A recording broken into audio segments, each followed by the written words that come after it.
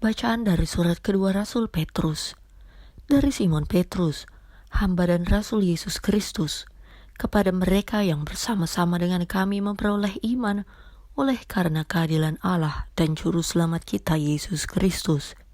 Kasih karunia dan damai sejahtera melimpahi kamu oleh pengenalan akan Allah dan akan Yesus Tuhan kita.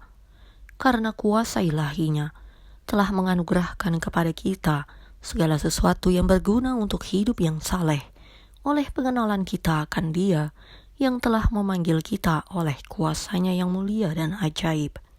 Dengan jalan itu, Ia telah menganugerahkan kepada kita janji-janji yang berharga dan yang sangat besar, supaya olehnya kamu boleh mengambil bagian dalam kodrat ilahi dan luput dari hawa nafsu duniawi yang membinasakan dunia.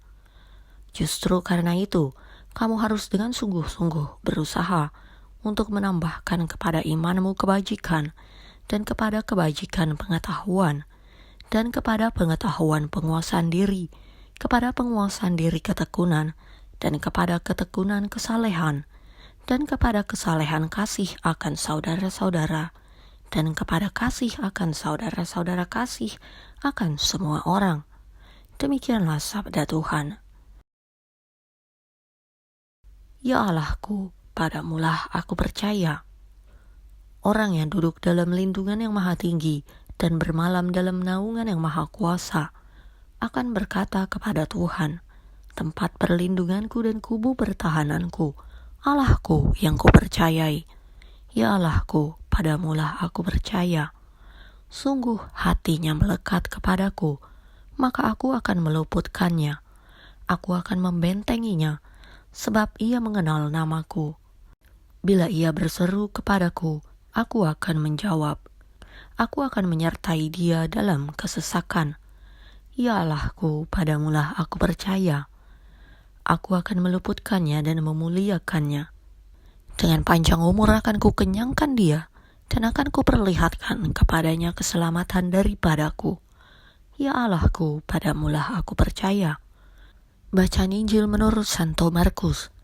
Lalu Yesus mulai berbicara kepada mereka dalam perumpamaan.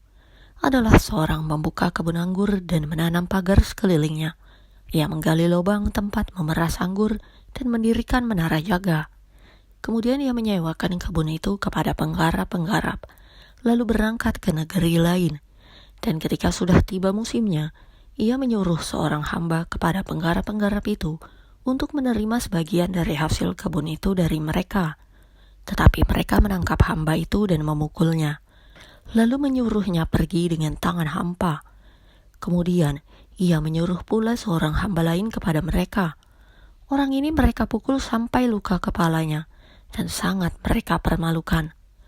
Lalu ia menyuruh seorang hamba lain lagi, dan orang ini mereka bunuh, dan banyak lagi yang lain. Ada yang mereka pukul, dan ada yang mereka bunuh. Sekarang tinggal hanya satu orang anaknya yang kekasih. Akhirnya ia menyuruh dia kepada mereka, katanya, anakku akan mereka segani.